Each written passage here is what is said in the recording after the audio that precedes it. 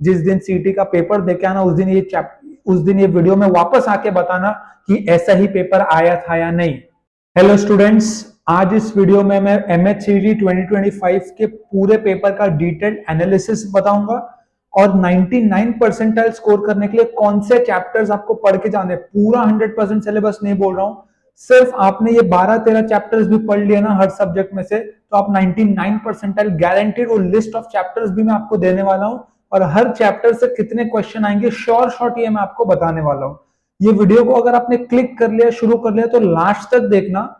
अगर आप अभी सीटी देने वाले हो 2025 में, अगर आप पीसीबी ग्रुप से हो तो बहुत जल्दी हो जाएगा आपका, पीसीएम ग्रुप से तो भी थोड़ा सा वक्त ही आपके पास, आई थिंक हार्डली 10 डेज या 7-8 दिन का ही गैप होगा अब। तो ये वीडियो को लास्ट तक देख लो, गारंटीड ये आपको हेल्प करेगा आपके सीटी के एग्जाम में, ठीक है।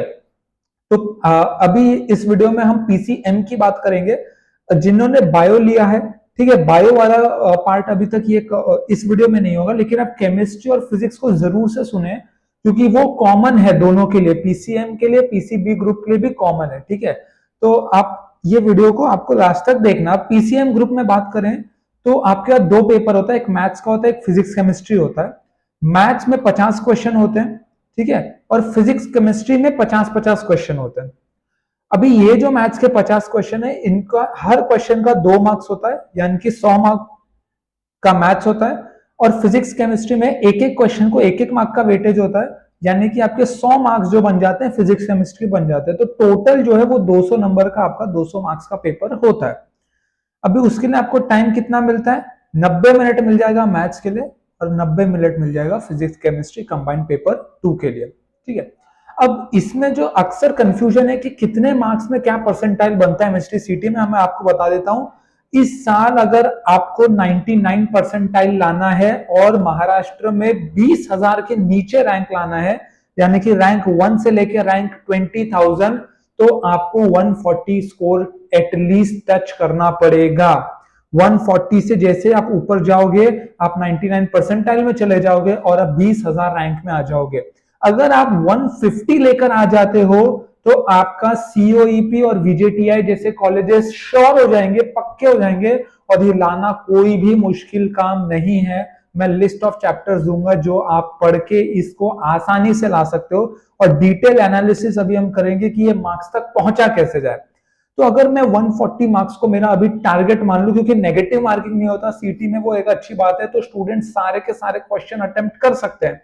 तो उसमें क्या है, अगर 140 मार्क्स का मेरा सही होगा, मतलब 70% जो मार्क्स है, देखो 200 मार्क्स में अगर 140 लाना है, मतलब 70% मार्क्स स्कोर करना है, तो 70 मार्क्स परसेंट में श्योर हो जाऊं। उसके बाद में अगर थोड़ा बहुत गेस भी कर लूं तो भी उसमें कोई बुराई नहीं है, 99 परसेंटाइल के ऊपर ही चला जाएगा और मेरा बहुत अच्छा जो सीट है वो सिक्योर हो जाएगा। तो मैं क्या करूंगा इसमें, देखो इस 140 मार्क्स को मैंने डिवाइड कर लिया कि 70 मुझे मैथ्स में लाना है पेपर 1 में और 70 फिजिक्स केमिस्ट्री कंबाइन लाना है, यानी कि 35 in physics and 35 in chemistry. ये एक्चुअली केमिस्ट्री होना चाहिए, CHEM, ओके।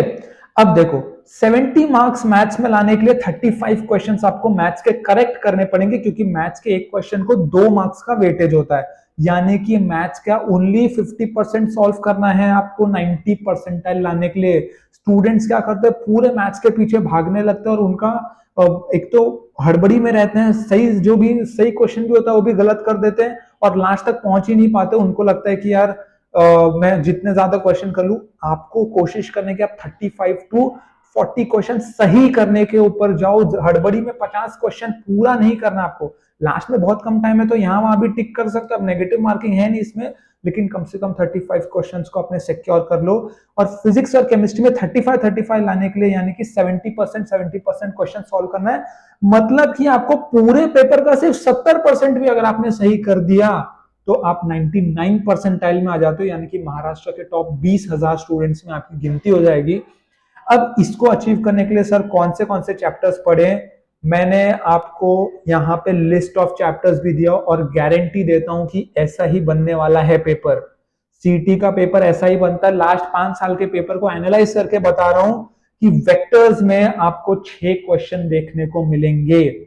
ये 10 चैप्टर आप कर लिए, आपने ऑलमोस्ट 35 क्वेश्चंस को टच कर लिया। ट्रिग्नोमेट्रिक फंक्शन से 5 आते हैं, इनडेफिनेट इंटीग्रेशन से 4 आते हैं, लाइन और प्लेन से 4 आते हैं, डिफरेंशिएशन से 3 क्वेश्चन, एप्लीकेशन ऑफ डेरिवेटिव से 3 क्वेश्चन, डिफरेंशियल इक्वेशन से 3 क्वेश्चन, लॉजिक से 2, प्रोबेबिलिटी से 2 और लिमिट से 2। ये 10 चैप्टर आपने कर लिया, आपका 50% मैथ्स का पेपर डन हो गया। इसको ऐसा करो कि कोई भी छूट ना जाए, इसमें से कोई भी क्वेश्चन आ जाए, आपको डरना नहीं है, पीवाईक्यू सॉल्व करते रहो, इस पे बहुत ज्यादा आपको फोकस करना है। इसके अलावा बहुत सारे चैप्टर है, एक क्वेश्चन एक आता रहता है, जो भी चैप्टर्स बच गए दो दो क्वेश्चन आते रहते हैं, लेकिन ये वो जो 10 चैप्टर हैं जो आपके 99 परसेंटाइल के सपने को पूरा कर सकते हैं। उसके बाद आते हैं फिजिक्स में, ठीक है।